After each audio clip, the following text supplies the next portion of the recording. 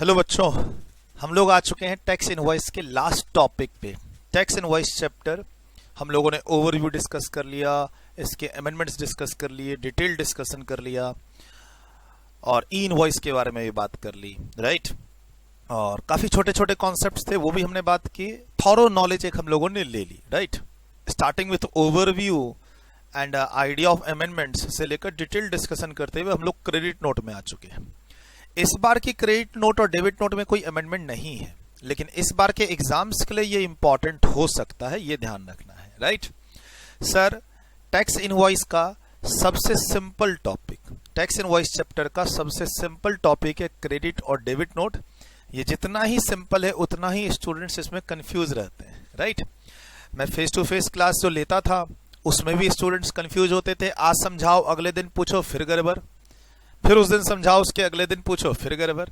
यानी एक सिचुएशन देने के बाद मैं क्लास में पूछता था कि बताओ इस सिचुएशन में डेबिट नोट इशू करूंगा या क्रेडिट नोट इशू करूंगा।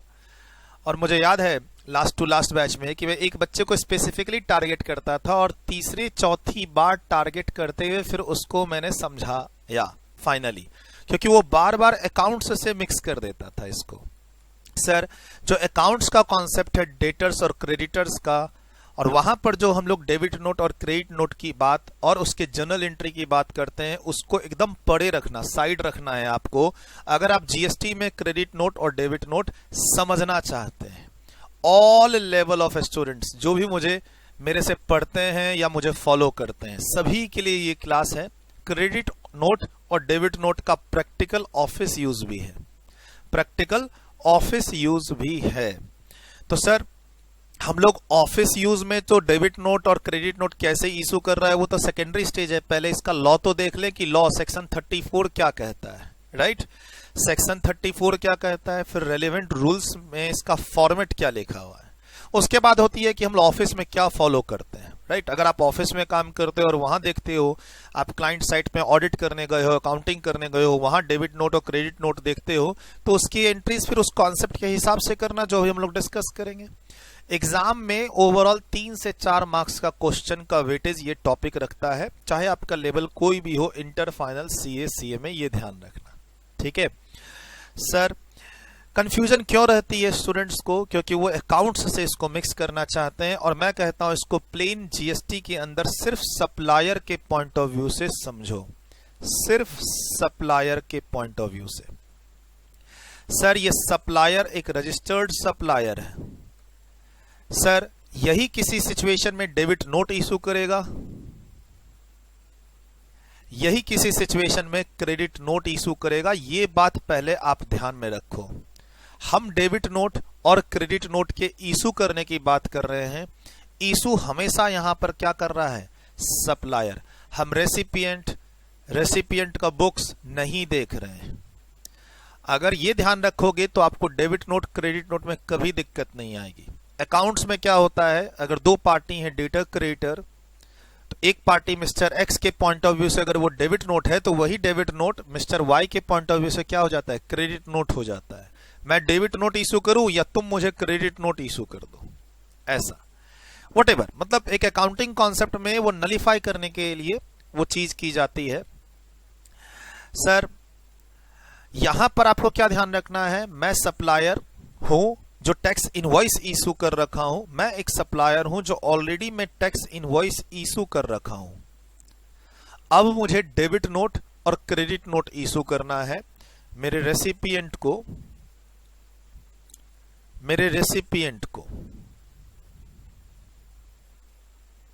मैं ही डेबिट नोट इशू करूंगा, मैं ही क्रेडिट नोट इशू करूंगा, सिचुएशन अलग अलग होगी। ध्यान रखिएगा, जो ई इनवॉइस का कॉन्सेप्ट हम लोगों ने पढ़ा, क्विक रिस्पांस कोड और ई इनवॉइस का कॉन्सेप्ट, आज के समय इन्हीं 3 आइटम पे है। हालांकि बात चल रही है बिल ऑफ सप्लाई पे लाने की बात चल रही है, बैंकिंग सेक्टर में लाने की बात चल रही है, लेकिन अभी फिलहाल जो ई इनवॉइस ऑपरेट होने वाला है 1 अक्टूबर 2020 से, जिसके लिए हम लोग नोटिफिकेशंस भी पढ़ते हैं, कॉन्सेप्ट भी हम लोगों ने बिल्डअप किया, उस पूरे कॉन्सेप्ट में अभी फिलहाल ई इनवॉइस का concept tax invoice, debit note, credit note, इस 3 जगह ही एक्टिव हुआ है। धीरे धीरे और जगह भी एक्टिव होंगे। सर, वो हम लोगों ने डिटेल डिस्कशन ऑलरेडी कर लिया है। Sir, now supplier debit note issue कब करेगा और डेबिट नोट इशू करने का इंपैक्ट सप्लायर पे क्या आएगा और रेसिपिएंट पे क्या आएगा, ये ध्यान रखना है। सप्लायर क्रेडिट नोट कब इशू करेगा, सप्लायर क्रेडिट नोट इशू कब करेगा और क्रेडिट नोट इशू करने से सप्लायर पे क्या इंपैक्ट आएगा और रेसिपिएंट पे क्या इंपैक्ट आएगा, ये ध्यान रखना है। ठीक है, क्लियर। अच्छा, रेसिपिएंट भी जीएसटीआईएन नंबर होल्ड करता है, रेसिपिएंट भी जीएसटीआईएन नंबर होल्ड करता है। अगर ये एज्यूम कर लेते हैं तो पूरी बात बहुत अच्छे से समझ में आएगी। मैं अभी थ्योरी पोर्शन में नहीं जा रहा, मैं अभी चार्ट्स के थ्रू समझाने की कोशिश कर रहा हूं आपको। ठीक सर, सप्लायर रजिस्टर्ड है, वो टैक्स इनवॉइस इशू कर चुका है, टैक्स इनवॉइस इशू कर चुका है। अब उससे रिलेटेड वो डेबिट नोट इशू करना चाहता है या क्रेडिट नोट इशू करना चाहता है, किस सिचुएशन में करेगा। सर 1-to-1 मैचिंग करेगा, क्या एक टैक्स इनवॉइस पर एक डेबिट नोट इशू करेगा या मल्टीपल टैक्स इनवॉइस को समराइज करके एक डेबिट नोट इशू कर सकता है। ध्यान रखिएगा, जो इनिशियल जीएसटी था 2017 वाला, वो कहता था कि एक इनवॉइस पर एक ही डेबिट नोट इशू कर सकते हैं, राइट। यानी एक इनवॉइस जहां पर गलती हुई है उसी के रेस्पेक्ट में आप डेबिट नोट या क्रेडिट नोट इशू कर सकते हैं। एक महीने में अगर 5 इनवॉइस में गलती हुई है तो 5 डेबिट नोट इशू करना पड़ेगा, या फिर डेबिट नोट क्रेडिट नोट मिला के टोटल 5 इशू करने पड़ेंगे अगर 5 इनवॉइस में गलती है तो। अब जो लेटेस्ट नियम है, theoretically as well as portal दोनों पे, theoretically as well as portal दोनों पे, अगर आपकी 3-4 इनवॉइस से कनेक्टेड डेबिट नोट रेज करना है तो आप 3-4 इनवॉइस की समरी अपना बना लीजिए और एक aggregate combined consolidated debit note issue कर दीजिए। इस पे भी एग्जाम में क्वेश्चन पूछना स्टार्ट कर दिया है, ये ध्यान रखिएगा। सर ये जो अभी मैंने बताया ये ऑफिस में भी यूज होना स्टार्ट हो चुका है प्रैक्टिकली, और एग्जाम में पूछना स्टार्ट हो चुका है। थ्योरेटिकली तो ये 6 महीने 8 महीने पुराना है, ये चीज जो मैं भी कह रहा हूं एग्रीगेट वाली बात, कंसोलिडेशन वाली बात, ये 6-8 महीने पुरानी है। लेटेस्ट तो ई इनवॉइस है। एनीवे सर, अगर एक सप्लायर डेबिट नोट इशू करता है तो कब करता है, डेबिट नोट इशू करने से सप्लायर पे क्या इंपैक्ट है, रेसिपिएंट पे क्या इंपैक्ट है, क्रेडिट नोट कब इशू करेगा, impact on supplier, impact on recipient. तो सर डेबिट नोट इशू करता है कौन, आइए थोड़ा सा नीचे ले जाएं। सप्लायर, रेसिपिएंट, दोनों रजिस्टर्ड है, दोनों के पास जीएसटीआईएन नंबर है। टैक्स इनवॉइस इशू कर चुका है, already issued, tax invoice already क्या है, इशूड है। अब मुझे इसके सपोर्ट में क्या इशू करना है, डेबिट नोट इशू करना है।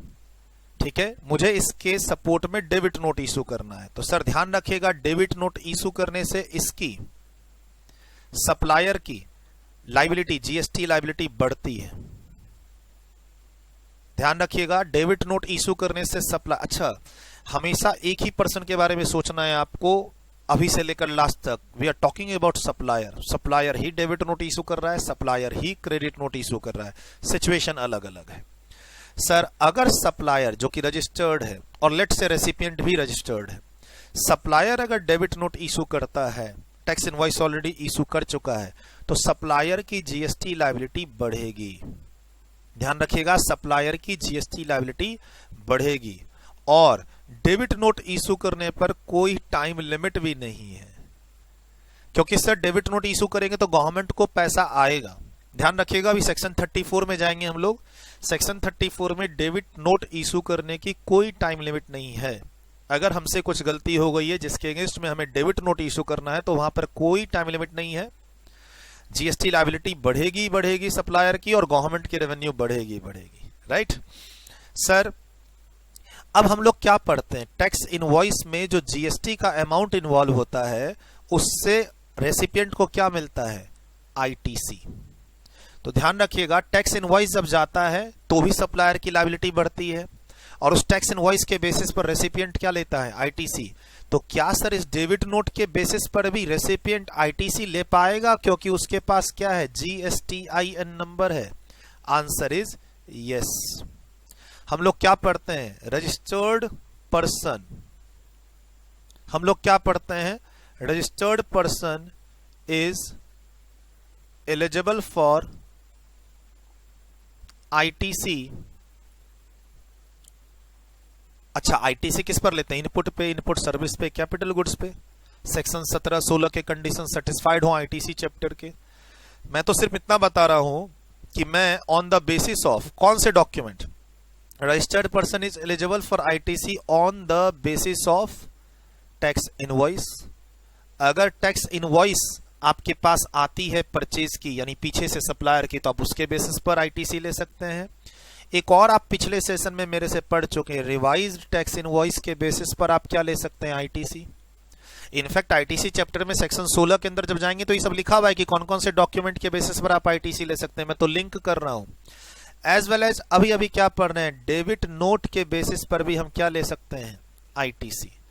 सर डेबिट नोट में बेसिकली क्या जाएगी? डेबिट नोट में जो डेबिट नोट इशू होगा उसमें वैल्यू भी होगी लिखी हुई और उसमें जीएसटी भी लिखा हुआ होगा।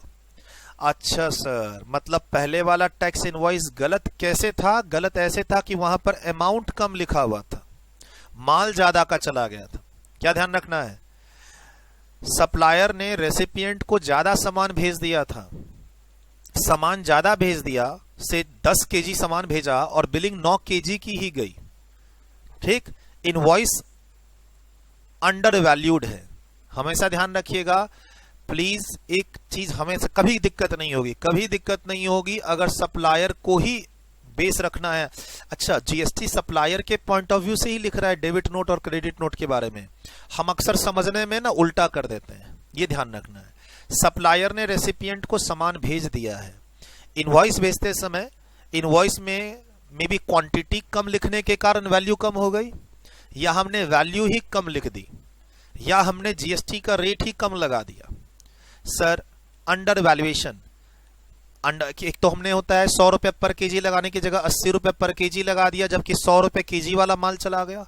अच्छा, माल गया 100 रुपए केजी वाला, हमने प्राइस लगा दी 80 रुपए केजी वाले इनवॉइस पर। केजी मैच कर रहा है, वेट मैच कर रहा है, लेकिन अमाउंट पर केजी की क्वालिटी मैच नहीं कर रही है। और या तो फिर हमने माल 10 केजी भेज दिया और बिलिंग 9 केजी की हुई, एक्सेस सप्लाई हो गया। सर एक्सेस सप्लाई के केस में, अंडर वैल्यूएशन के केस में, जहां पर हमने रेट भी कम लगा दिया है, रेट लगना चाहिए था से 18%, हमने 12% पे बिलिंग कर दी है, तो उस केस में सप्लायर को डेबिट नोट इशू करना पड़ेगा। ठीक है, डेबिट नोट इशू करने से सप्लायर की जीएसटी की लायबिलिटी बढ़ेगी एंड कॉरस्पॉन्डिंगली रेसिपिएंट उस बढ़े हुए जीएसटी पर बढ़ा हुआ आईटीसी, यानी वो उधर आईटीसी बढ़ाएगा, मैं इधर लायबिलिटी बढ़ाऊंगा। सर टैक्स इनवॉइस इशू करता हूं तो मेरी लायबिलिटी बढ़ती है और वो सामने वाला आईटीसी लेता है। ऐसे ही डेबिट नोट जब मैं इशू करूंगा तो मैं उससे और पैसे मंगवाना चाहता हूं। सर आप क्या पढ़ते हो अकाउंट्स में भूल जाओ, मैं जीएसटी में सप्लायर हूं, डेबिट नोट इशू करूंगा तो मैं उससे और रुपए मंगवाना चाहता हूं। माल अधिक चला गया है, या फिर जो पहले इनवॉइस गई उसमें वजन कम लिखा हुआ था, या वैल्यू कम लिखी हुई थी, या रेट मैंने गलती कर दी चार्ज करने में। इतने सारे रीजन हो सकते हैं जिसके बेसिस पर हम डेबिट नोट इशू करेंगे। बोला सर टैक्स इनवॉइस को कैंसिल करके नया टैक्स इनवॉइस इशू कर दो, थोड़ा सा वो ना टीडियस जॉब है, उसमें ज्यादा मेहनत है, ज्यादा प्रोसेस है कि पिछली टैक्स इनवॉइस को हम कैंसिल करें और अब एक नई टैक्स इनवॉइस इशू करें। ठीक, थोड़ी दिक्कत आएगी एक फ्रेश टैक्स इनवॉइस इशू करने में। बेटर है डेबिट नोट इशू करें। डेबिट नोट एक कन्वीनियंस देता है, एक सहूलियत देता है आपको, और बेटर है कि आप उसी तरीके से अप्रोच लें अपने ऑफिस में भी और एग्जाम में भी, तो आपको फायदा ही होना है। तो सर मैंने एक तो ये सेक्शन पेज नंबर 21 हमारी टैक्स इनवॉइस चैप्टर का क्रेडिट नोट डेबिट नोट का सेक्शन 34।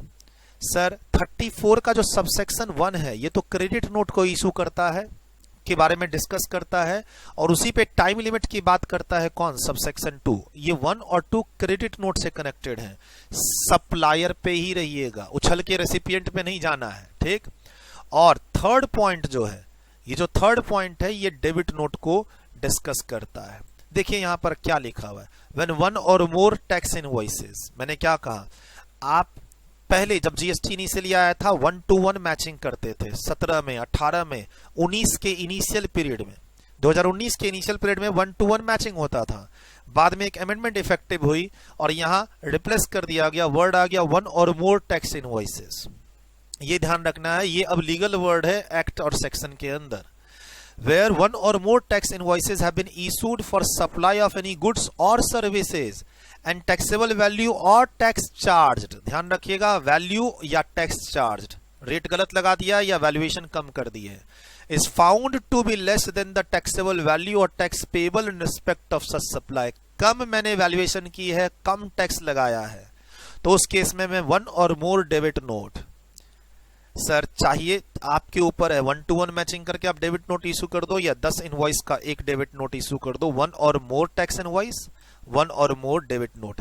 10 इनवॉइस का एक ही डेबिट नोट इशू करूं सर, जरूरी नहीं है। आप 1-to-1, आप अपनी अकाउंटिंग को परफेक्ट रखना चाहते हैं, आपका ऑडिटर आए तो वो है ना मैचिंग कर सके, आप चाहते हैं कि फ्यूचर में ना दिक्कत नहीं हो, मैं 10 अलग अलग इनवॉइस को मर्ज करके एक डेबिट नोट इशू करूंगा तो बाद में ऑडिट ट्रेल में दिक्कत होगी, तो आप 1-to-1 कर लो ना, कौन रोक रहा है आपको। लेकिन हमारा एक्ट जो है, हमारा जो सेक्शन है, वो आपको 10 इनवॉइस का एक डेबिट नोट इशू करने का मौका दे रहा है सर। उसके बाद इशू ऑफ क्रेडिट नोट से आगे चलते हैं तो इशुएंस ऑफ डेबिट नोट। अभी जो मैंने सिचुएशन डिस्कस की कि मैंने माल ज्यादा भेज दिया है, इनवॉइस पर वजन कम लिखा है, वैल्यू कम लिखी है, टैक्स कम लिखा है, ठीक है, मैं अब उससे पैसा मंगवाना चाहता हूं और पैसा मंगवाऊंगा तो जीएसटी भी तो मंगवाऊंगा सर, तो मैं डेबिट नोट इशू करूंगा, मेरी जीएसटी की लायबिलिटी बढ़ेगी, मैं गवर्नमेंट को दूंगा, पैसा सामने वाले से लूंगा, सामने वाला आईटी से लेगा, दिक्कत कहां है मालिक, दिक्कत कहां है, सिर्फ सोच सोच का फर्क है, ये ध्यान रखिएगा। ये सिचुएशन मैंने काफी अच्छी लिखी है, आप देखो सीएस सीए में स्टूडेंट्स तो मेरे से पढ़ते ही हैं और ये वीडियो यूट्यूब पे भी जा रही है, अगर आप सीएस के स्टूडेंट्स हैं, सीएस के स्टूडेंट्स आपके फ्रेंड्स हैं, तो आप उनको भी ये वीडियो फॉरवर्ड कर सकते हैं, दिखा सकते हैं, ध्यान रखिएगा। बहुत ही सिंपल टॉपिक है, बट पता नहीं स्टूडेंट्स इस टॉपिक में कंफ्यूज क्यों होते हैं। एक तो पहले आप कॉमर्स के स्टूडेंट हैं और अकाउंट्स का बेस है आपका, तो उसको एकदम साइड रख दीजिए, सिर्फ एक आदमी के बारे में सोचिए, सप्लायर के बारे में, और फिर काम कीजिए। सप्लायर ही है जो डेबिट नोट इशू करता है, सप्लायर ही है जो क्रेडिट नोट इशू करेगा, हम अकाउंटिंग नहीं कर रहे हैं, ठीक sir. Issuance of a debit note, आप बोलेंगे सर अकाउंट्स में भी ऐसा ही होता है, आप बोलते हैं अगर अकाउंट्स में भी ऐसा ही होता है तो फिर कंफ्यूज क्यों होते हो भाई, कंफ्यूज क्यों होते हो। The issuance of a debit note, there can be a situation when after the invoice has been issued, तो मैंने बोला ना, मैंने टैक्स इनवॉइस ऑलरेडी इशू कर दी है, उसके बाद सिचुएशन अराइज हुई है, बैच कर रहे बात। The supplier has erroneously declared a value which is less than the actual value, माल 1 लाख का गया है बट मैंने इनवॉइस में 90,000 ही लिखा है, गुड्स या सर्विस दोनों के केस में। या लोअर टैक्स रेट, मैंने क्या बोला, मेरा आइटम 18% वाला गया है, मैंने इनवॉइस पर 12% लगाया है, तो सर वैल्यू डिक्लेयर कम कर दी या टैक्स रेट कम डिक्लेयर कर दिया। क्वांटिटी सामने वाले को ज्यादा चला गया इनवॉइस पर, मैंने तीनों बातें बताई बेटा, मैंने डेबिट नोट इशू करने के 3 रीजन है और अभी तीनों बताया है। वैल्यू कम हो गई थी ओरिजिनल इनवॉइस में, रेट कम हो गया था ओरिजिनल टैक्स इनवॉइस में, या क्वांटिटी ज्यादा चली गई डिलीवर्ड और मैंने क्वांटिटी अपनी इनवॉइस में कम लिखा है, और एनी अदर रीजन। तो इस गलती को रेगुलराइज करने के लिए हम डेबिट नोट इशू करते हैं, डेबिट नोट सप्लीमेंट्री इनवॉइस को भी कहते हैं। कितना सिंपल लॉ है सर, कितना सिंपल लॉ है और कितना इजी है। क्या डेबिट नोट इशू करने कब करते हैं पता चल गया, डेबिट नोट इशू करने से कब इशू करते हैं डेबिट नोट, कब इशू करते हैं credit note. Credit note debit note issue करने से सप्लायर के हैंड पे क्या होता है, रेसिपिएंट के हैंड पे क्या होता है, ये ओवरऑल पिक्चर हमें आज की क्लास में फाइंड आउट करनी है, जिसमें से एक पिक्चर क्लियर हो गई अबाउट डेबिट नोट, ठीक है, क्लियर है सर। नोट्स में डेबिट नोट वाले पोर्शन को हम लोग रेफर कर रहे हैं कि क्रेडिट नोट कब इशू कर रहे हैं, डेबिट नोट इशू कब कर रहे हैं, उसका पर्टिकुलर्स क्या है। पर्टिकुलर्स तो सर पहले जैसा ही चला आ रहा है, खाली क्या ध्यान रखना है, एज पर लॉ जो रूल्स है पर्टिकुलर्स, वो जो पर्टिकुलर्स का जो रूल है, ये रूल कॉमन है for revise tax invoice, for debit note and for credit note. Revise tax invoice का पहले हम पढ़ चुके हैं, डेबिट नोट क्रेडिट नोट का यहां दिया है, रिपीट कर लेंगे, रिपीट कर लेंगे और क्या। और सर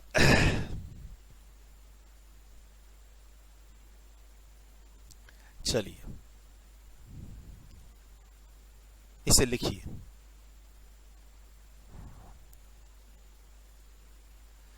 यहां सामने में मैंने आपको बताया कि we are talking about debit note और credit note by taking supplier as a concern person. We are not talking about कि रेसिपिएंट क्या इशू करेगा, अब डेबिट नोट या क्रेडिट नोट, नहीं, हम सप्लायर के पॉइंट ऑफ व्यू पे हैं।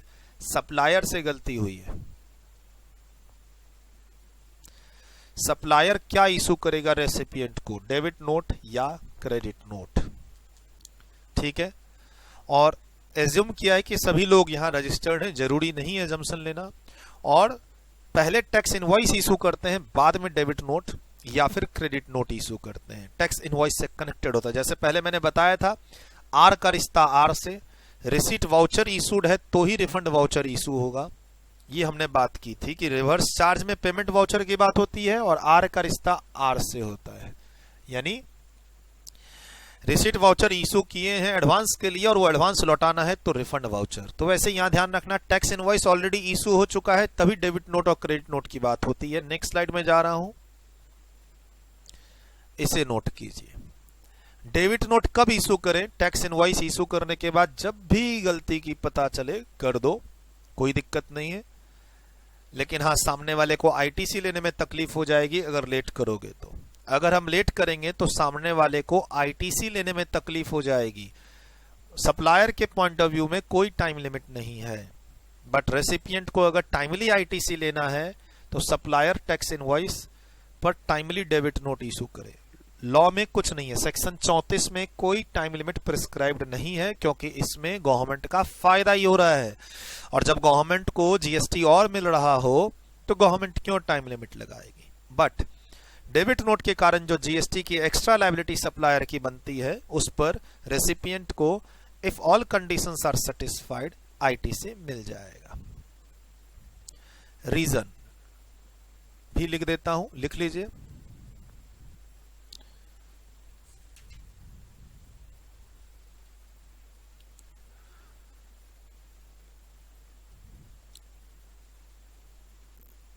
Value declared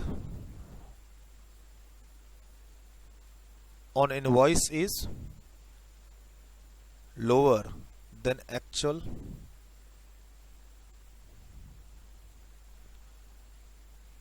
declared lower tax rate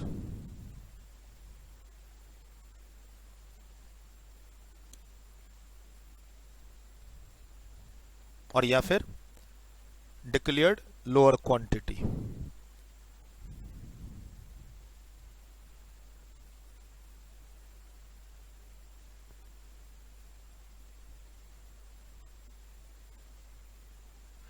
debit note issue करने से ध्यान रखिएगा, अगर मैं डेबिट नोट इशू करता हूं, डेबिट नोट इशूड, तो फिर सामने वाले से क्या आएगा?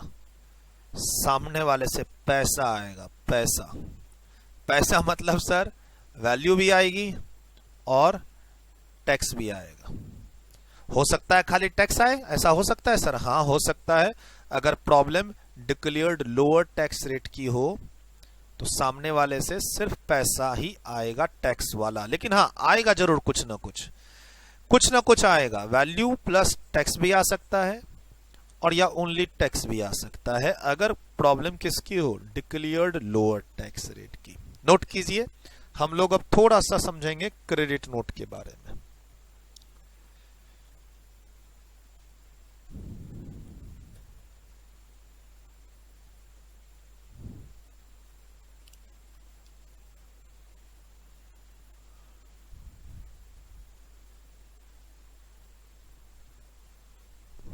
बहुत इजी है, एक चीज समझ गए। देखो इजी है, अगर एक चीज समझ गए आप, डेबिट नोट, और उसके कॉन्सेप्ट को क्लियर कर लिया आपने, तो फिर इसका ही तो रिवर्स क्रेडिट नोट है।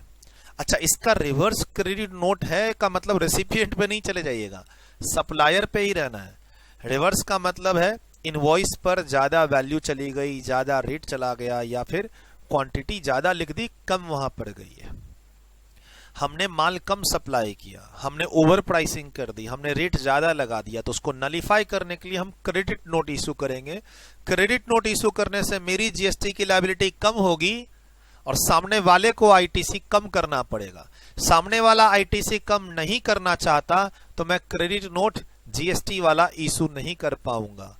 कंडीशन है इसकी कि मैं क्रेडिट नोट तभी इशू कर पाऊंगा जब सामने वाला जीएसटी की लायबिलिटी को कम करे, आईटीसी को। लायबिलिटी तो मेरी कम होगी। सर एक ओरिजिनल टैक्स इनवॉइस मैंने इशू कर दिया है, लेकिन वो ज्यादा वैल्यू का चला गया, क्वांटिटी में भी शायद सामने वाले ने रिजेक्ट कर दी, या मैंने माल भेजा ही कम था, मैंने ओवर प्राइसिंग कर दी, रेट ज्यादा लगा दिया, तो अब मैं ही खुद, जिस आदमी ने टैक्स इनवॉइस इशू किया है वो आदमी अब खुद क्रेडिट नोट इशू करेगा सामने वाले को। क्रेडिट नोट इशू करने से ओवरऑल मेरी जीएसटी लायबिलिटी कम होगी, सामने वाले को अपना आईटीसी कम करना होगा। क्रेडिट नोट इशू करने से मेरी वैल्यू भी कम होगी, जिसका डिस्कशन हम लोग already value of supply section 15 में करते भी हैं। डिस्काउंट 15 सब सेक्शन 3 के केस में भी क्रेडिट नोट इशू हो सकता है अगर हमने डिस्काउंट किसी प्रीफिक्स टारगेट पर दिया है, जो कॉन्ट्रैक्ट पहले से एग्रीड था कि अगर ये टारगेट अचीव कर लोगे तो मैं तुम्हें तुम्हारी सप्लाई पर 3%, 5%, 10% का डिस्काउंट दूंगा। ये सब चीज पहले से तय हो गई है और वो टारगेट अचीव कर लेता है तो डिस्काउंट का हकदार है वो। डिस्काउंट देने से वैल्यू कम होगी तो वहां भी क्रेडिट नोट इशू करते हैं। लेकिन पॉइंट समझिए, क्रेडिट नोट इशू करने से मेरी लायबिलिटी भी कम होगी, सामने वाले को भी अपनी बुक्स में आईटीसी का क्लेम कम करना होगा। डेबिट नोट इशू करूंगा तो सामने वाला आईटीसी ज्यादा लेगा। मैं क्रेडिट, देखो मैं ही डेबिट नोट इशू कर रहा हूं, मैं ही क्रेडिट नोट इशू कर रहा हूं, क्योंकि मैंने ही तो पहले टैक्स इनवॉइस इशू कर रखी थी। अब मैं अगर क्रेडिट नोट इशू करूंगा, तो सामने वाला आईटीसी अपना कम करेगा, क्योंकि क्रेडिट नोट इशू करने से ओवरऑल वैल्यू कम होती है, जीएसटी कम होती है, सप्लायर की लायबिलिटी कम होती है, तो कॉरस्पॉन्डिंगली रेसिपिएंट भी आईटीसी कम क्लेम करेगा। अगर वो उतना ही आईटीसी लेना चाहता है जितना पहले से उसके पास टैक्स इनवॉइस है, तो मैं जीएसटी वाला क्रेडिट नोट इशू नहीं कर पाऊंगा। फाइनेंशियल यानी अकाउंटिंग वाला क्रेडिट नोट इशू करके आप उसके अकाउंट की लायबिलिटीज को कम कर दो, जीएसटी की लायबिलिटी फिर कम नहीं होगी। क्रेडिट नोट जीएसटी वाला पढ़ रहे हैं हम लोग, अकाउंटिंग वाला क्रेडिट नोट अलग होता है, जिसमें हम पार्टी को क्रेडिट देते हैं, लेकिन उससे जीएसटी की लायबिलिटी न इधर कम होती है न उधर आईटीसी कम होता है। ध्यान रखिएगा, practically credit note accounting sense वाला भी होता है, जीएसटी वाले क्रेडिट नोट से अलग। सर मुझे सिर्फ पैसे मंगवाने हैं, जीएसटी तो प्रॉपर है, तो मैं नॉर्मल एक डेबिट नोट इशू करूंगा। ठीक है, नॉर्मल एक डेबिट नोट इशू करके उससे पैसे मंगवा लूंगा, जिसका जीएसटी से कोई लेना देना नहीं है, जीएसटी की लायबिलिटी नहीं बढ़ेगी उससे। तो वो अकाउंटिंग वाला डेबिट नोट होता है, फाइनेंशियल ट्रांजैक्शंस वाला डेबिट नोट क्रेडिट नोट होता है। हम लोग जीएसटी वाला पढ़ रहे हैं। चलिए, तो सर अगर मैं इसी सिचुएशन में बोलूं कि क्रेडिट नोट कब इशू करेंगे, तो सर क्रेडिट नोट सप्लायर ही इशू करेगा।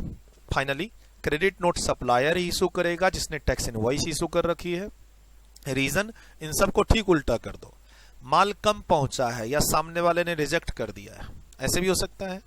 इनवॉइस ज्यादा की चली गई है, रेट ज्यादा का चला गया है, हमने इनवॉइस पर क्वांटिटी ज्यादा लिख दी, या फिर सर माल भी सही गया 100 केजी, इनवॉइस भी 100 केजी का ही गया था, सामने वाले ने 20 केजी रिजेक्ट कर दिया, 80 केजी एक्सेप्ट किया और इनवॉइस मेरी 100 केजी के बेसिस पर चली गई, तो उस केस में क्रेडिट नोट इशू करेगा सप्लायर। सप्लायर की जीएसटी लायबिलिटी कम होगी और करस्पॉन्डिंगली रेसिपिएंट को अपनी आईटीसी कम करनी पड़ेगी। चलिए, अब हम लोग चलते हैं नोट्स में। इस चार्ट को अब दोबारा मैं नहीं बना रहा, किसके लिए? क्रेडिट नोट के लिए मैं दोबारा नहीं बना रहा। क्रेडिट नोट की बात यहां से स्टार्ट कर लेते हैं। ऑलमोस्ट सब जो है, अगर आप अपने से भी पढ़ोगे ये चारों पेजेस, अगर आप अपने से भी अब पढ़ लिए, कौन से 21, 22, 23 और 24, तो आपको कहीं कोई दिक्कत नहीं आएगी। अगर आप अपने से भी पढ़ोगे हमारी बुक का पेज नंबर 21, 22, 23, 24, तो दिक्कत नहीं आएगी। मैं तो कहूंगा वीडियो रोक के एक रीडिंग कर लो आप 3 पेज की। मैं क्या कहता हूं यहाँ पे, वीडियो को रोक दो और 3 पेज की रीडिंग कंप्लीट कर लो, उसके बाद मैं साथ साथ आपको पढ़ाता चला जाऊंगा, एक एक चीज पढ़ाऊंगा। सर कोई भी पैराग्राफ, कोई भी लाइन, कोई भी पैराग्राफ, कोई भी पेज मैं आपको नहीं बोलूंगा, खुद से कर लो, ठीक है। अब आपकी मर्जी, मैं तो पढ़ाना स्टार्ट कर रहा हूं, वीडियो रोक के आपको खुद पढ़ना है तो पढ़िए। हम लोग आ चुके हैं section 34 subsection 1 talking about credit note, talking about the limit, time limit on credit note. Now this is about debit note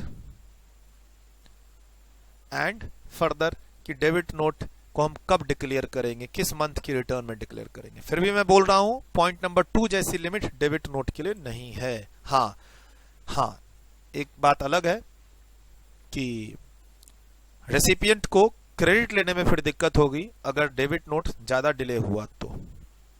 आइए